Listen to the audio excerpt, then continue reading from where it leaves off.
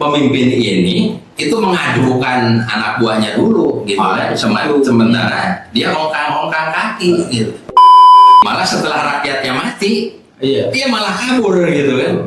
Nah itu pecundang. Saya ingin ingatkan ya bahwa pada waktu itu Selat Malaka itu jatuh ke Portugis. Jatuh ke Portugis Pada masa itu ya. Pada masa itu.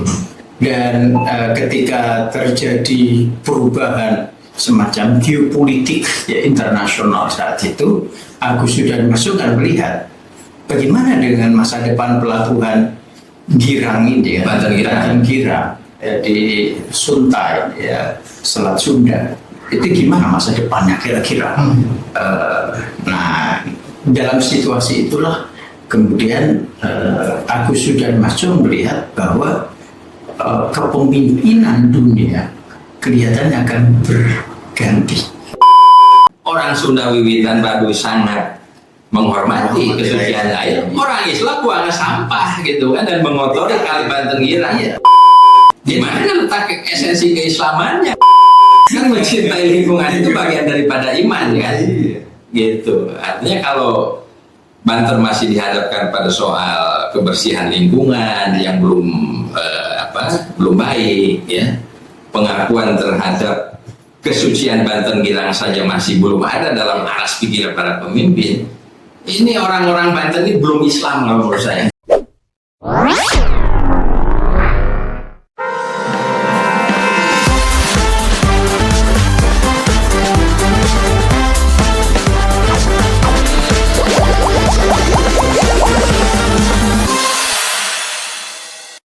Ya, oke. Kita mulai dengan obrolan santai tentang festival Banten Girang. Nah ini kita akan mengadakan acara ini dari tanggal 2 sampai tanggal 10 Mei. Ini rangkaian acara di Senatalis FKIP Untirta. Nah tanggal 10-nya ini kita mengadakan festival Banten Girang dengan menggebiarkan masyarakat dalam pawai budaya seperti itu. Nah ini saya ingin juga masukan dari teman-teman bagaimana sebenarnya acara ini, apakah memang harus dimuliakan terus seperti itu. Tapi memang ini masukan dari Pak Dekan sendiri bahwa kegiatannya harus berkesinambungan dan berkelanjutan dalam rangka mengupayakan memperkenalkan budaya masyarakat di Banten Girang ini, yaitu khususnya masyarakat Cipare. Nah ini kan dalam upaya efektif dalam upaya meningkatkan masyarakat Cipare ini, itu memperkenalkan festival Banten Girang seperti itu. Nah ini gimana Pak Dekannya? Ya betul. Jadi ini kan teman-teman nanti saling memperkenalkan ya. Jadi Banten itu kita kenal sebagai kerajaan Islam. Tapi kita jangan lupa bahwa sebenarnya kerajaan Islam Banten yang di Soroswan, nah itu berkilo-kilo dari pelabuhan itu. Nah itu pusatnya di sini, Banten Girang. Banten Girang. Nah, dan di Banten Girang ini sampai sekarang kita sudah mengenal ada dua tokoh penting, yaitu Agus Ju dan Mas Jong. Mas sampai sekarang kuburan keramatnya ada, ya kan? Ki Mas Jong itu ya? Ki Mas Jong, jadi Agus Ju dan Mas Jong. Nah, ini adalah kakak beradik yang dahulunya adalah bala tentara, ya kan? Yang kemudian memilih untuk bergabung bersama Sultan pertama Banten, Maulana Hasanuddin. Jadi beliau berbeda pandangan kelihatannya dengan Pucuk Umun waktu itu yang berkuasa di Banten. Nah, tapi ini yang paling menarik adalah bahwa baik pra-Islam maupun Islam itu Banten Girang yang menjadi lokusnya. Nah, jadi di sinilah perebutan kekuasaan ada di sini. Tetapi perebutan kekuasaan itu juga menarik. pada era itu karena tidak mengorbankan rakyat. Ya, bayangkan, siapa yang adu kesaktian kita? Nah itu cukup dengan ayam suruh berkelahi. Iya kan? Itu kan ayam itu kan, dan simbolnya ayam. Dan siapa yang kemudian kalah, ya dia secara legowo dia mengatakan saya kalah dan kekuasaan diserahkan. Dan itu terjadi seperti itu. Jadi ini satu tradisi pengambilan kekuasaan yang tidak mengorbankan rakyat. Jadi dalam hal ini Hasanuddin diwakili oleh dua pengawal ini, yaitu Agus Ju dan Mas Jong. Sebentar Pak Dekante, kalau boleh didalami tadi sebetulnya tokoh Ki Mas Jong ini apakah dia garis keturunan keluarga sultan atau mereka ini para prajurit sultan yang gagah berani begitu? Nah, beliau ini adalah panglima tinggi dari kerajaan sebelumnya. Kerajaan sebelumnya. Jadi belum ada kerajaan Agus Ju dan Mas Jong ini adalah bagian dari Pucuk Umon. Pada awalnya. Nah, hanya saja Agus Ju dan Mas Jong ini punya haluan politik yang berbeda. Nah, kelihatannya beliau bisa melihat bahwa ada perubahan di masa depan. Sampai akhirnya mereka menjadi pengikut Sultan Hasanuddin. Dan Pucuk Umon adalah yang berkuasa saat itu. Nah, jadi terjadi pertempuran yang elegan seperti itu, dan ketika Pucuk Umon kalah, maka Pucuk Umon ke Baduy yang sekarang Kanekes. Artinya sebelumnya Ki Mas Jong dan tadi siapa? Ki Mas Jong ini sebelumnya bukan Islam ya? Bukan Islam. Karena mereka sebelumnya pengikut Pucuk Umon. Iya, bagian dari kerajaan lama ya. Kemudian setelah menjadi pengikut Sultan Hasanuddin, dengan sendirinya mereka ikut ajaran Islam, begitu ya. Dan yang sangat setia.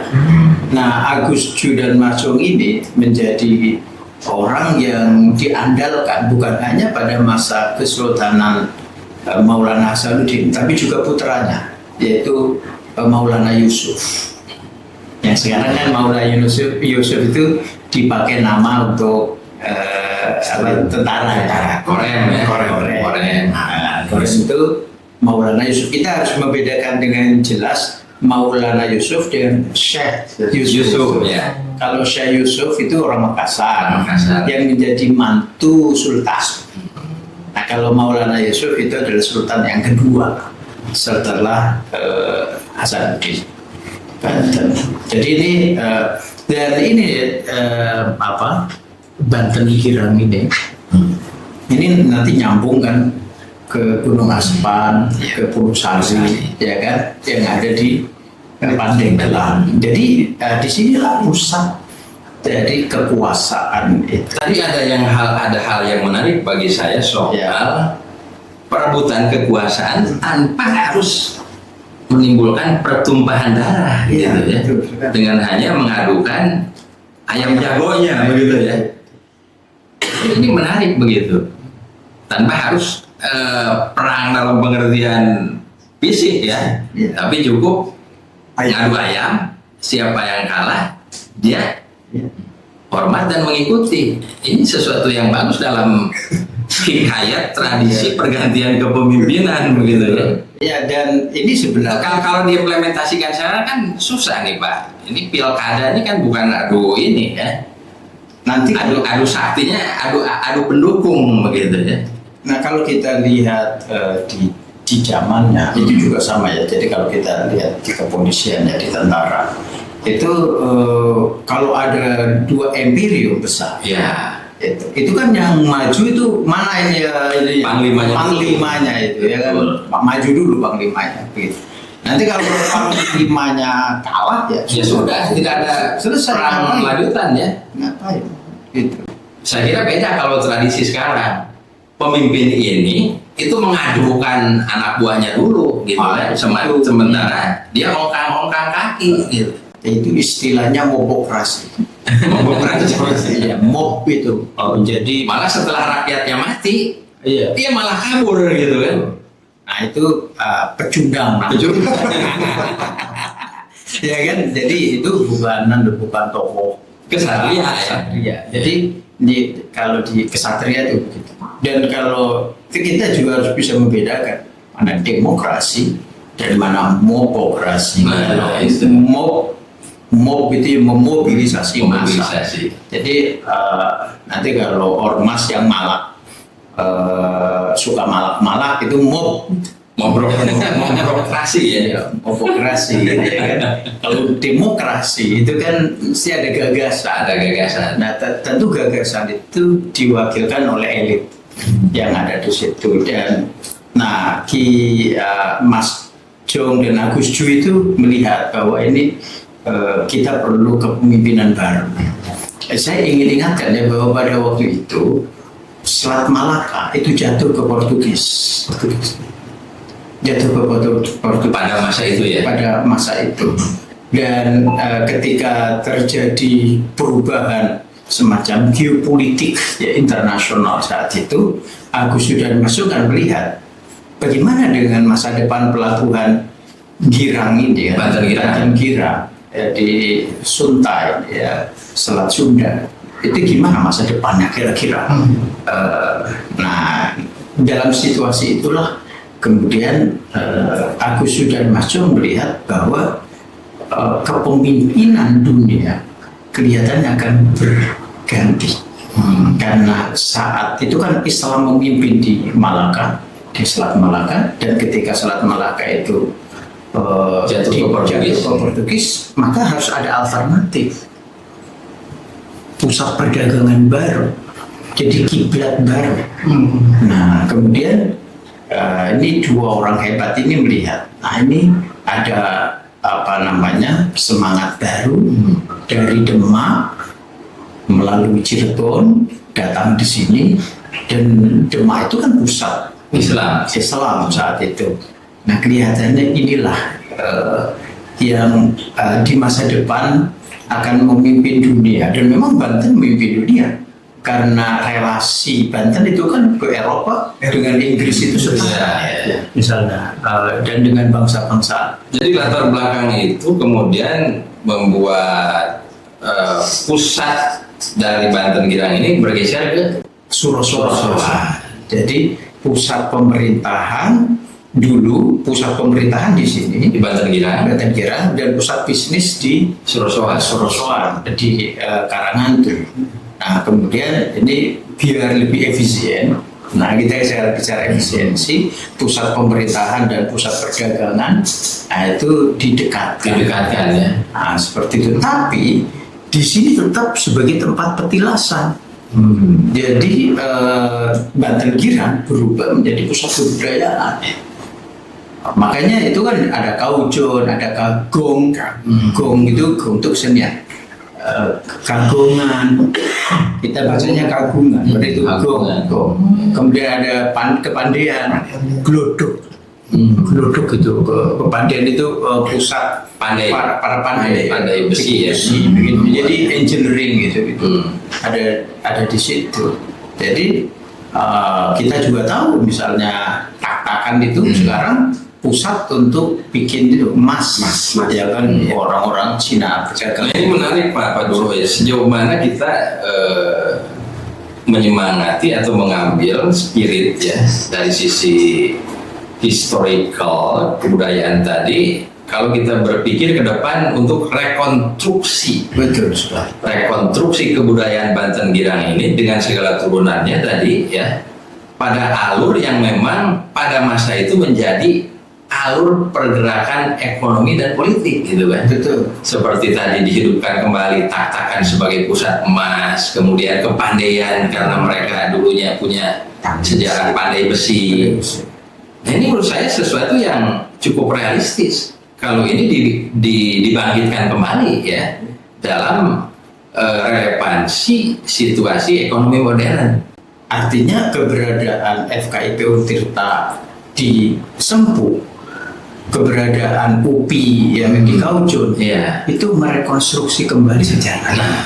Harusnya begitu Harusnya cara pandang begitu. kita. Jadi bukan kenapa UPI di Kaujun, Iya. ya itu kebetulan aja. Iya. Atau kenapa ada FKIP di Ciwarung, Ciwarung. wah itu kebetulan aja, enggak. Jadi misalnya begini maksud saya Pak Ahmad, itu kan aliran Sungai Cibanten ya, yang dari Banten Girang terus tembus kemana. Kalau hari ini menjadi sesuatu yang kotor, tempat pembuangan sampah, menjadi padahal dulu itu merupakan gambaran dari peradaban kebudayaan yang tinggi, sekarang declining pada satu kondisi yang sangat tidak beradab. Betul. Ini kan harus direkonstruksi.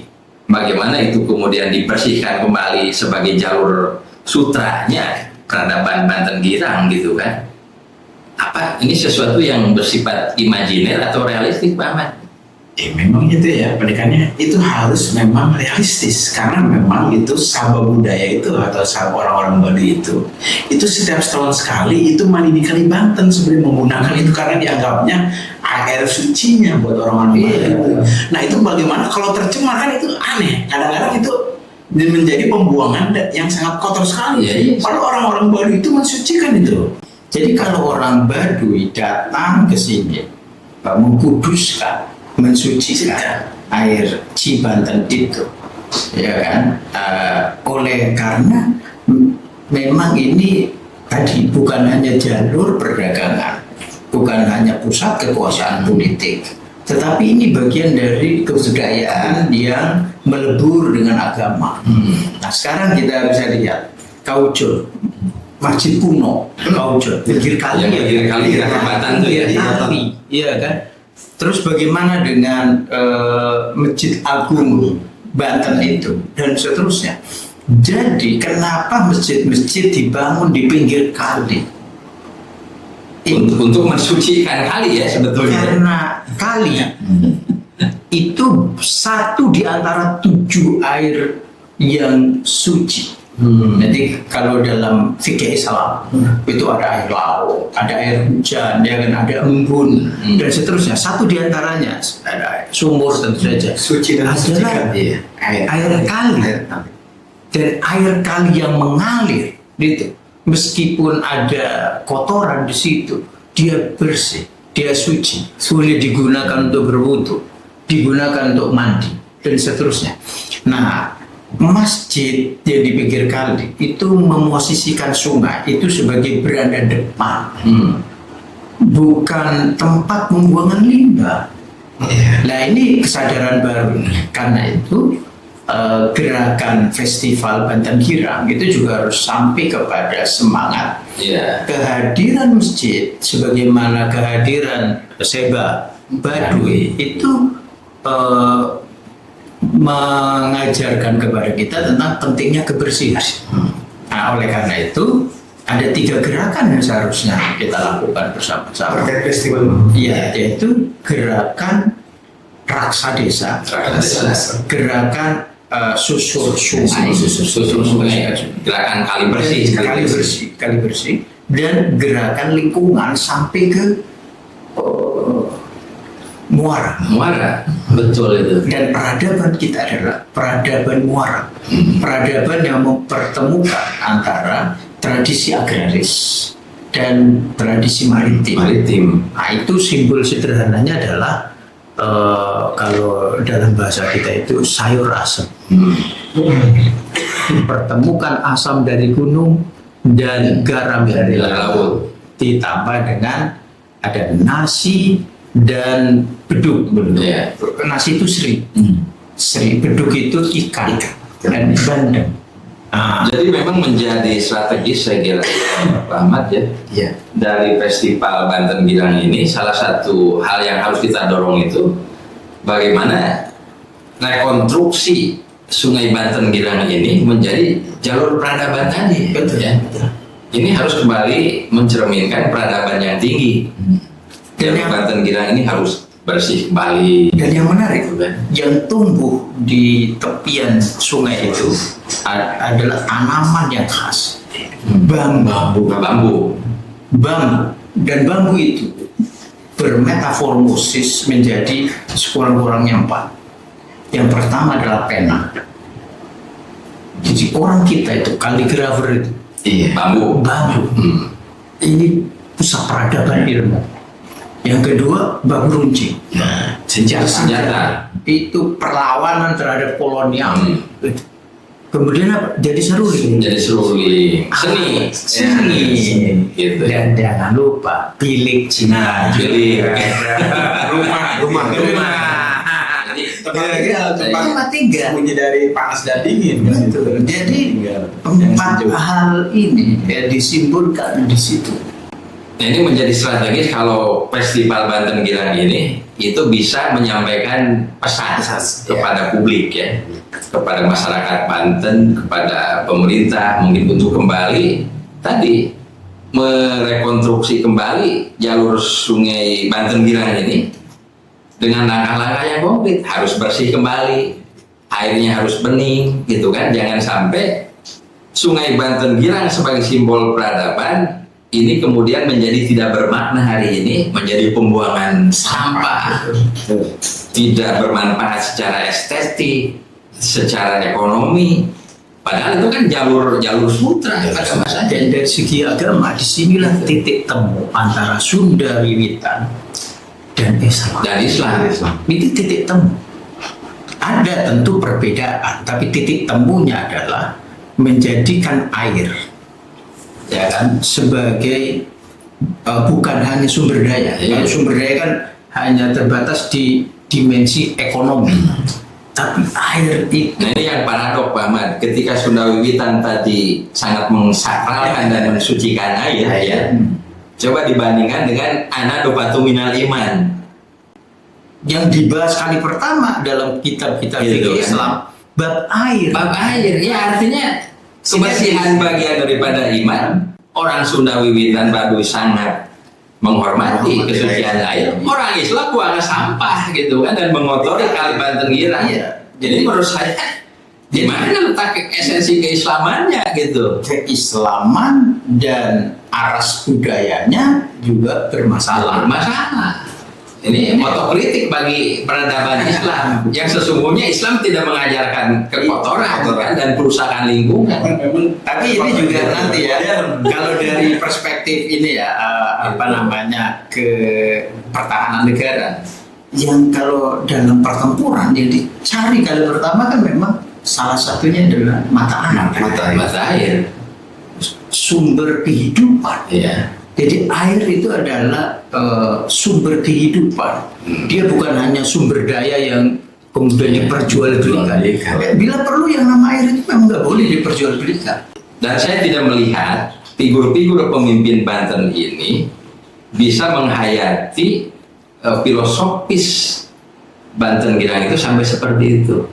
Mungkin kalau ini kita ngobrolnya dengan Deddy Mulyadi misalnya kan, ini sangat concern bahwa Sunda itu sangat mencintai dan ngeraksa lingkungan. Ya, gitu. Nah, kita juga berharap Pak Andra Soni Gitu. jangan hanya ngikut soal pajak motor. Coba Banten Girang itu dibersihkan sebagai simbol tertinggi dari peradaban Islam dan peradaban Banten.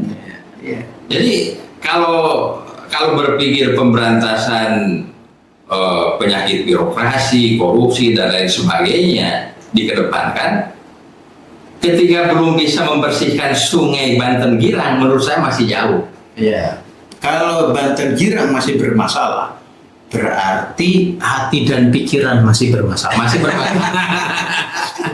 Kan mencintai lingkungan itu bagian daripada iman kan? Gitu. Artinya kalau Banten masih dihadapkan pada soal kebersihan lingkungan yang belum baik ya. Pengakuan terhadap kesucian Banten Girang saja masih belum ada dalam aras pikiran para pemimpin. Ini orang-orang Banten ini belum Islam kalau menurut saya.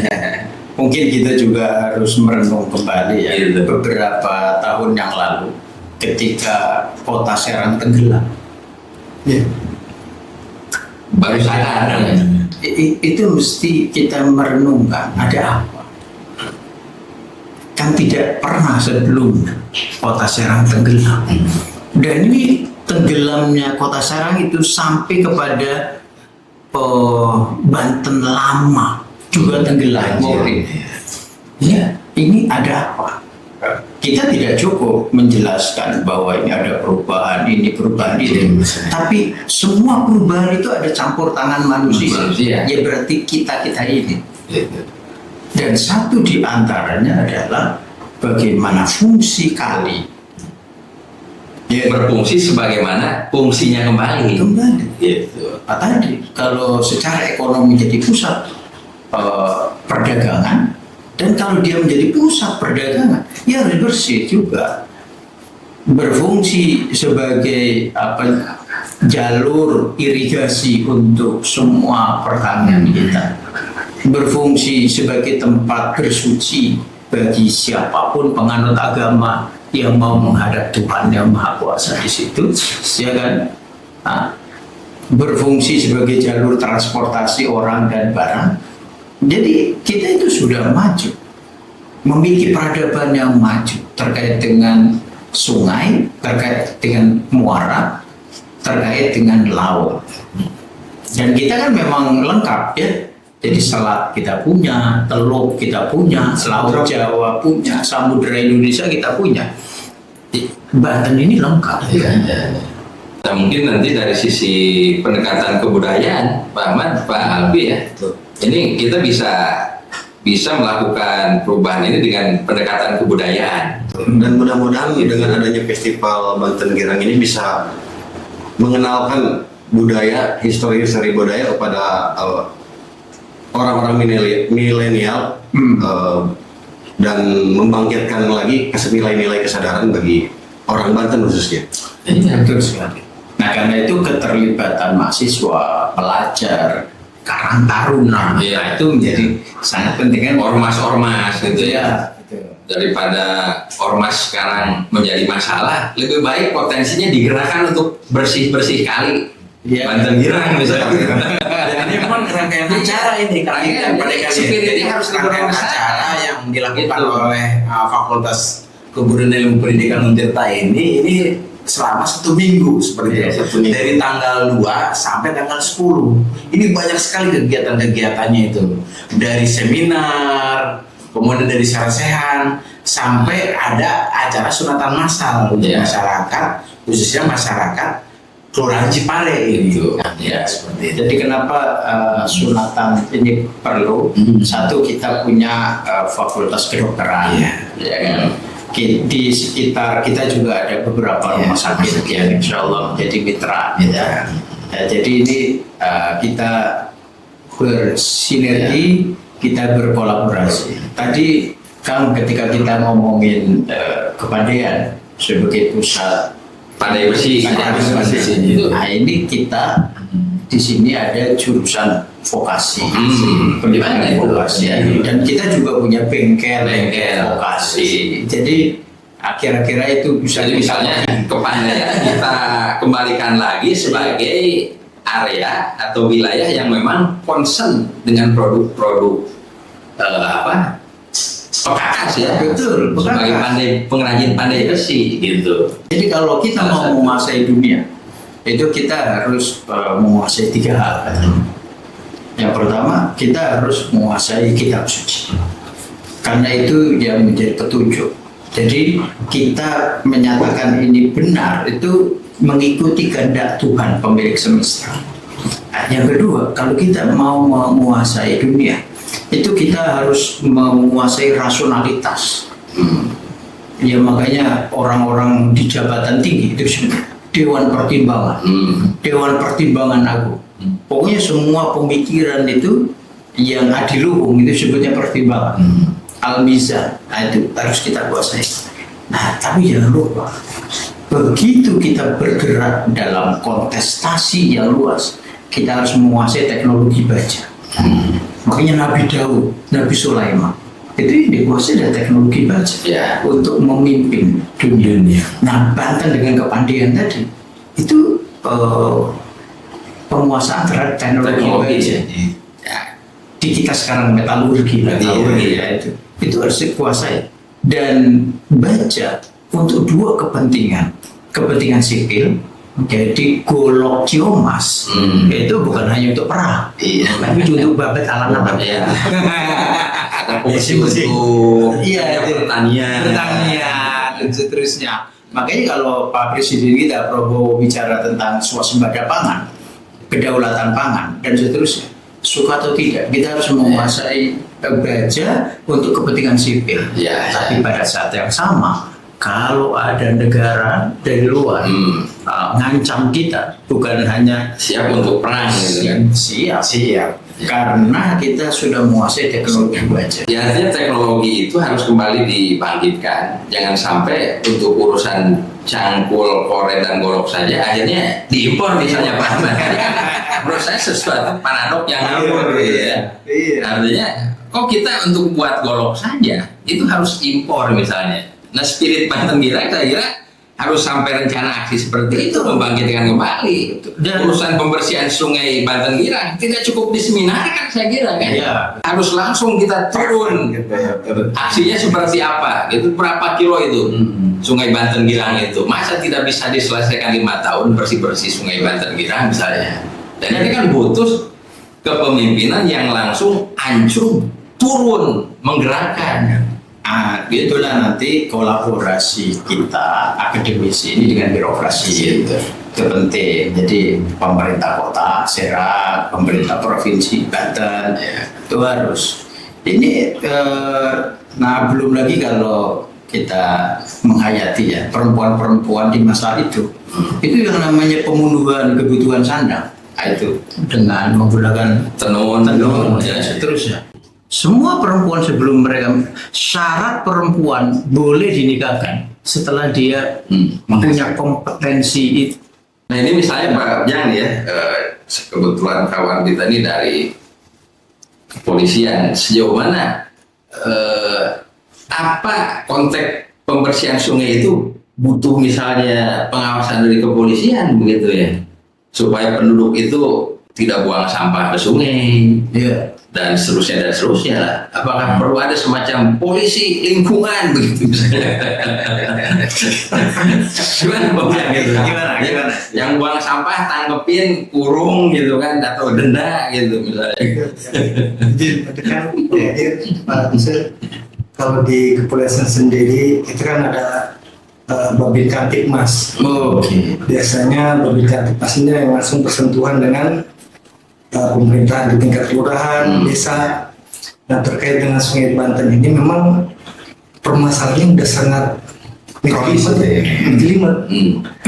Karena yang disampaikan tadi Pak Dekan terkait banjir yang tahun berapa itu kemarin itu ada permasalahan di gunung, pembangunan waduk itu harusnya belum jebol segala macam sampai di media asli itu tenggelam 1 meter 2 meter.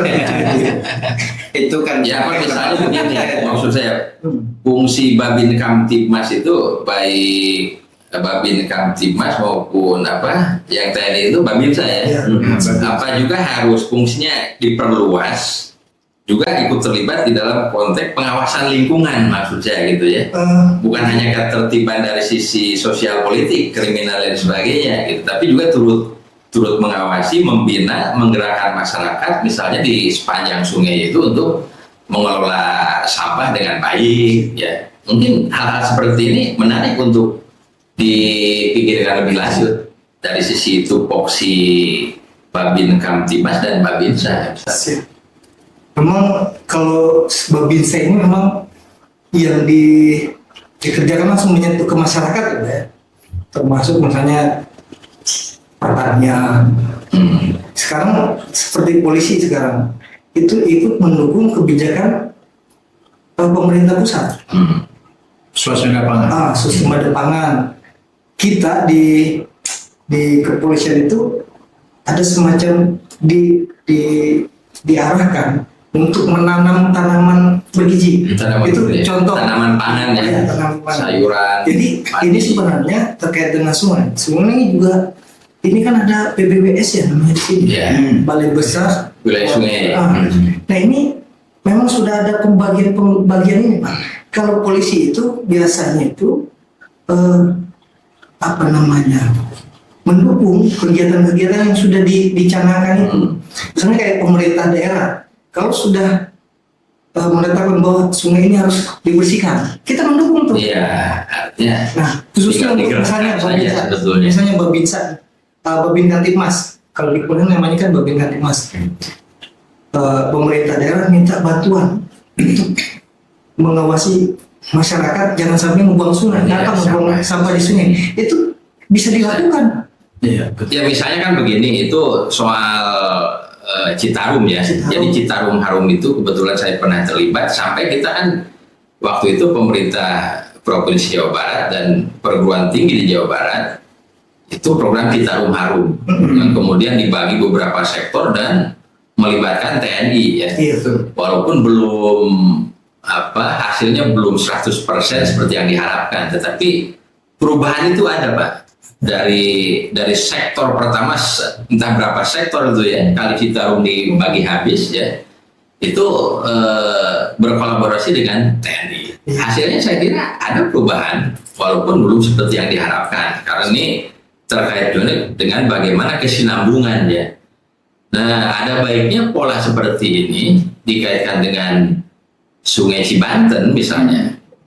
Ada baiknya untuk kita gagas kembali, Pak Pandu. saya kira sepakat itu. Karena ini kan bisa dihitung berapa kilometer, panjang sungai ini. Gitu. Dan ada rukun warga di situ, Rukun warga. ada kelurahan di situ, maka kelurahan kewilayahan. harus itu. Dan yang harus dibangun kembali dengan peradaban yang sangat tinggi. Di peradaban yang tinggi, yang disebut sampah itu nggak ada. Iya. Semua diolah, semua berguna. Jadi apa misalnya sampah yang kita sebut sampah, misalnya kulit buah dan seterusnya didaur, lalu menjadi malah bisa menjadi pupuk cair dan seterusnya dan seterusnya. Jadi di peradaban yang tinggi tidak ada sampah. Kalau kita mendengar ada anak-anak yang menggelandang, itu kita sebut sampah masyarakat. Itu kan sebenarnya bukan soal sampah. Bagaimana dia tidak menjalankan fungsinya. Nah, itu juga sama. Ketika kita gagal memahami apa kulit buah itu, fungsinya apa, manfaatnya apa, maka itu akan menjadi sampah. Tapi kalau kita mengerti, kalau bahasanya para itu robbana ma khalaqta hadza batilan subhanaka wa qina adzabannar, gitu kan. Tuhan tidak pernah menciptakan sampah. Gitu kan. Iya, betul. Nah, ini peradaban adiluhum ini yang penting kita sampaikan. Tapi yang problem masyarakat sekarang itu adalah limbah rumah tangga, limbah rumah sakit, limbah klinik. Kita perhatikan itu, hampir semua yang berlimbah, mereka mencari tempat yang dekat dengan sungai. Dan itu dibuangnya ke sungai. Nah, gitu. Jadi fungsi sungai dirusak oleh tangan-tangan jahil manusia sendiri, begitu kan? Coba kalau kita lihat Kan dulu Pak Badrun ada dalam sejarah manusia itu kan peradaban sungai Tigris, ya, peradaban sungai Efrat. betul, Gitu kan. sekali. Itu kan berarti sungai itu simbol dari peradaban. Peradaban. Kalau sungainya bersih, maka peradaban manusia itu tinggi. Dan kita Indonesia secara keseluruhan Citarum. Kalau di Lampung Wai Kambas, Wai Halim. Jadi itu semua menggunakan simbol air sebagai simbol peradaban. Ini kita udah sangat tinggi. Nah, kita gagal memahami ini, gitu. Memahami bahwa air itu bukan hanya sumber daya, tapi dia memang sumber kehidupan. Sumber kehidupan. Nah, kalau ada orang yang mengotori air, jadi kalau kita mau perang dan mau kalahkan musuh, ditanya mana sumber airnya, diracuni. Itu yang dilakukan oleh POC ketika mengalahkan Pangeran Jayakarta. Dan kita meracuni sungai kita sendiri untuk bunuh diri dengan limbah-limbah rumah tangga kita. Itu sama dengan bunuh diri. Gitu. Gitu kira-kira. Dan ada satu hal yang menarik ya, karena saya juga akhir-akhir ini mengikuti kepemimpinan Deddy Mulyadi. Deddy Mulyadi itu sampai terpikirkan, saya akan membeli seluruh mata air yang ada di hutan-hutan di Jawa Barat. Karena kalau ini tidak dikuasai oleh pemerintah, artinya hajat hidup orang banyak terancam. Ya, karena air terpaksa tinggi harga. Gitu, sehingga mata air ini harus dikuasai oleh negara. Nah, pemimpin Banten sampai tidak mikirnya sampai ke sana. Di pusat Islam yang namanya Mekah itu, sumber air itu disebut Zam-Zam. Jam-jam. Dan itu disimbolkan, ya kan, langsung kepada the religious father, Ibrahim dan Ismail. Itu apapun agamanya, Islam kah dia, Kristen kah dia, Yahudi kah dia, Memuliakan air kan? air, dan itu bermuara ke Ibrahim. Nah, kita seperti itu. Nah, jadi kalau kita mengencingi sumber air, itu kawalan. Kawalan. Iya kan? Iya. Itu Sangat tidak menjalankan ajaran Islam. Itu. Gitu. kalau bahasa sarangnya doraka. Doraka. Gitu. Nah, kita ada mengencingi itu tidak harus kita kencing, tapi membuang limbah, ya, mengotori, dan seterusnya. Itu sama dengan mengencingi. Kan dulu gitu ya. Jadi kalau ada ini, wah ini nanti sambet ya, sambet ya. Asibat, kalau orang Bandung bilang asibat.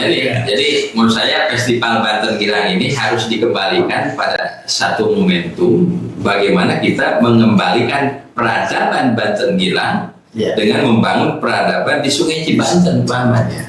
Dibersihkan kembali menjadi simbol peradaban.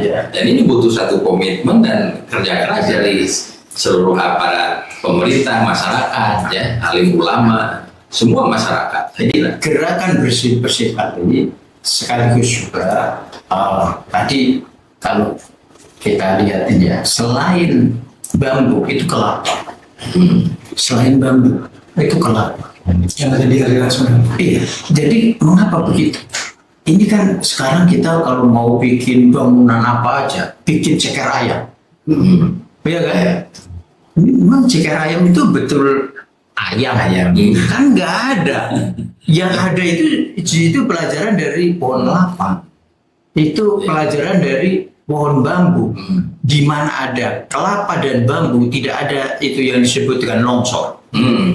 Karena akarnya kuat ya, mencengkram. Jadi itulah makanya tema kita itu konservasi. Jadi bagaimana mengkonservasi, mencegah timbulnya kemungkinan longsor, kerusakan lingkungan dan seterusnya. Ada tanaman yang menghabiskan air, ada tanaman yang menyimpan air. Satu di antara tanaman yang punya fungsi menyimpan air itu adalah bambu dan kelapa. Ya, kan kita juga ada lagunya itu nyur hijau. Aduh, kalau bulan Ramadan maka minuman utamanya kan gitu ya. Jadi pas ini menurut saya Bapak Ruh ya. Jadi bagaimana hilirisasi tradisi, artinya tradisi-tradisi yang masih relevan perlu kita kembangkan dibangun lebih lanjut. Dan juga mungkin berbagai produk inovasi, baik pemikiran maupun produk-produk teknologi ya, yang sekiranya bisa kembali menggambarkan suatu konstruksi peradaban masyarakat Banten ya, dalam hamparan atau aliran Sungai Cibanten. Di UPI itu dulu pakai namanya religious, ilmiah edukatif religius, ya kan? Singkatnya itu ya. Nah, itu air. Itu simbol air. Jadi simbol air itu sudah dipakai. Kalau di UPI dengan tadi religius, edukatif, ilmiah. Nah, kalau kita langsung tirta yasa. Gitu. Jadi kembali ke air. Kembali ke air. Air sebagai asal muasal peradaban. Ya. Dan kalau ditanya kita diciptakan dari apa? Dari air. Ya kan? Kita diciptakan dari air. Saripati tanah itu tidak disebut dengan saripati kalau hanya tanah doang. Itu karena ada air. Ya. Saya kira gitu Kang. Iya, aman. Gitu kan kira-kira. Jadi gini Pak, Gimana Pak Ujang nih? bahkan terkait dengan apa namanya tugas Babinsa ini sebenarnya ini balik kepada tugas pokok kepolisian. Ya, kita kan ada istilahnya Lin Yon Yang, melindungi, mengayomi, dan melayani, dan serta penegakan hukum. Jadi kalau terkait dengan DAS ini ya, daerah aliran sungai ini, sebenarnya di kota Serang itu saya pernah monitor terkait dengan ada namanya sepadan sungai. Betul. Kalau nggak salah itu ada 4 meter dari sungai itu nggak boleh ada bangunan. Sekarang kan semuanya ada yang meter. Bahkan menjorok ke dalam sungai. Nah, sekarang untuk penegakan hukum itu ada ribet.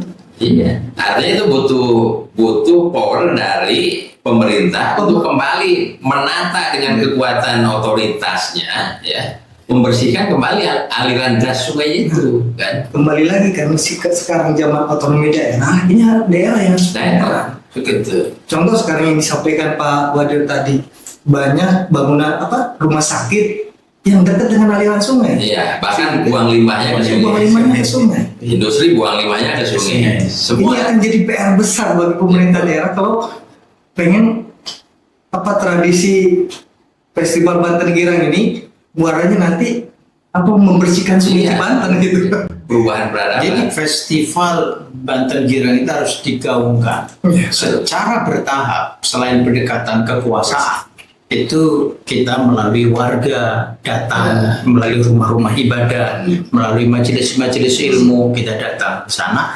Lalu saya membayangkan warga itu bilang begini, kami wakafkan 4 meter tanah saya yang di pinggir sungai. Dan itu bukan tanah saya, itu tanah sungai sebetulnya, gitu kan? Yang dia karena sekarang saja dibangun, sekarang ada dalam penguasaan saya, itu saya wakafkan karena saya percaya. Atau saya kembalikan kepada yang berhak, gitu ya. Karena kalau udah wakaf itu milik Tuhan, udah milik Allah itu. Kita serahkan kembali karena sebenarnya kami ini berhutang dengan generasi masa depan. Kalau kita beton ini semua, ya kan, dan tidak ada serapan air, kita telah mencuri kekayaan generasi masa depan. Nah, jadi kalau 4 meter di sebelah kiri, 4 meter sebelah kanan, ya kan ada itu Pak yang nanya ke saya, menjadi hak sungai. Ada yang nanya ke saya, ini kok jembatan dia panjang sekali, padahal sungainya kecil, dia bilang. Ini bukan jembatan panjang sekali, tapi sungai yang sebelumnya lebar ini menyempit. Jadi sebenarnya jembatan kuno, jembatan lama itu menjadi saksi bahwa sungai-sungai kita itu sangat lebar pada awalnya, karena kalau kita membayangkan sungai Cibanten hari ini, bagaimana kapal masuk, itu kan tidak logis. Yang menjadi logis adalah terjadinya penyempitan, dan ini bukan hanya faktor alam, ada campur tangan manusia yang nakal. Begitu Pak Ahmad, saya kira saya apresiasi kepada Kepun Tirta yang menggelorakan kembali spirit Banten Girang di dalam kontekstualisasi peradaban hari ini.